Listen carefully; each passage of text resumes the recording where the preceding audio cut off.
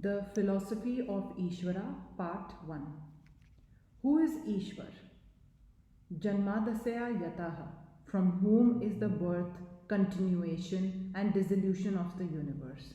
He is Ishvara, the eternal, the pure, the ever free, the almighty, the all knowing, the all merciful, the teacher of all teachers. And above all, he is the Lord, he the Lord is, of his own nature, inexpressible love. These certainly are the definitions of a personal God. Are there then two gods? The not this, not this? The existence, knowledge, bliss of the philosopher and this God of love of the Bhakta? No, it is the same Sachidananda who is also the God of love, the impersonal and personal in one. It has always to be understood that the personal God worshipped by the Bhakta is not separate or different from the Brahman. All is Brahman, the one without a second. Only the Brahman as unity or absolute is too much of an abstraction to be loved and worshipped. So the Bhakta chooses the relative aspect of Brahman, that is Ishvara, the supreme ruler. To use a simile, Brahman is as the clay or substance out of which an infinite variety of articles are fashioned. As clay, they are all one, but form or manifestation differentiates them.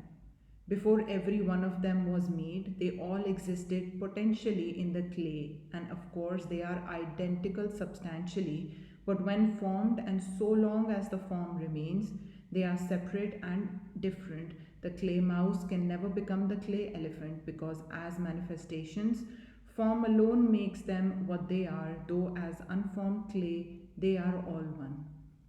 Ishvara is the highest manifestation of the absolute reality, or in the other words, the highest possible reading of the absolute by the human mind.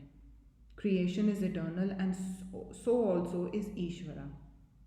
In the fourth pad of the fourth chapter of his sutras, after stating the almost infinite power and knowledge which will come to the liberated soul after the attainment of moksha, Vyasa makes the remark in an aphorism that none, however, will get the power of creating, ruling, and dissolving the universe because that belongs to God alone.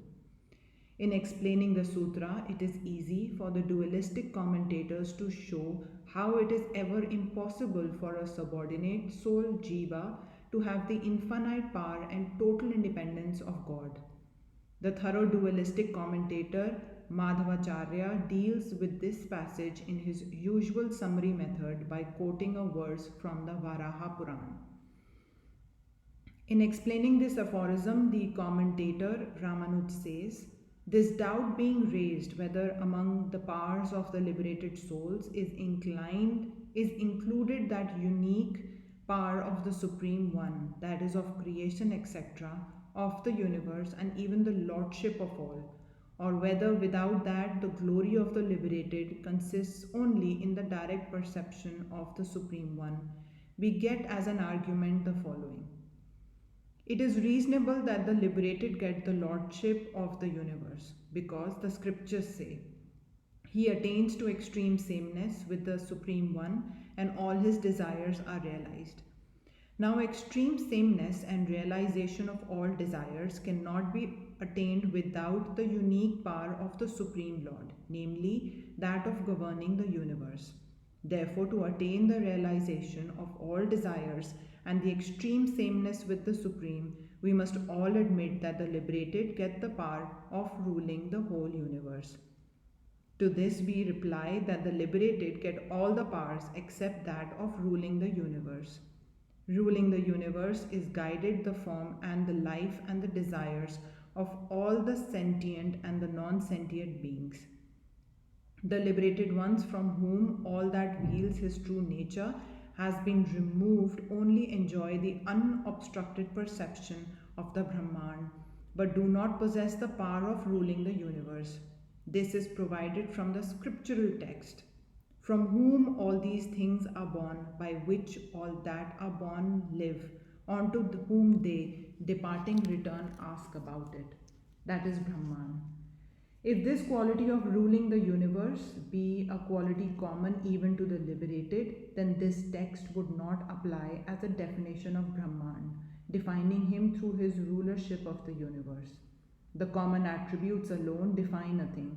Therefore, in texts like, "My beloved boy, alone in the beginning there existed the one without a second, that saw and felt, I will give birth to the many, that projected heed," Brahman indeed alone existed in the beginning. That one evolved, that projected a blessed form, the Shatra. All these gods are Shastras: Varuna, Soma, Rudra, Parjanya, Yam, Mrityu, Ishana. Atma indeed existed alone in the beginning, nothing else vibrated. He thought of projecting the world, he projected the world after. Alone Narayana existed, neither Brahma, nor Ishana, nor the Davya Prithvi, nor the stars, nor water, nor fire, nor Soma, nor the sun. He did not take pleasure alone. He, after his meditation, had one daughter and 10 organs, the 10 organs, etc., and in others, as who living in the earth is separate from the earth, who living in the Atma, etc. The Shrutis speak of the Supreme One as a subject of the work of ruling the universe. Nor in these descriptions of ruling of the universe is there any position for the liberated soul, by which such a soul may have the ruling of the universe ascribed to it. In explaining the next sutra, Ramanuj says, "If you say it is not so because there are direct texts in the Vedas in evidence to the contrary, these texts refer to the glory of the liberated in the spheres of the subordinate deities. This also is an easy solution of the difficulty. Although the system of Ramanuj admits the unity of the total, within that totality of existence there are, according to him, eternal differences. Therefore, for all practical purposes, this system is also being dualistic. It is very easy for Ramanuj to keep the distinction between the personal soul and the personal God very clear."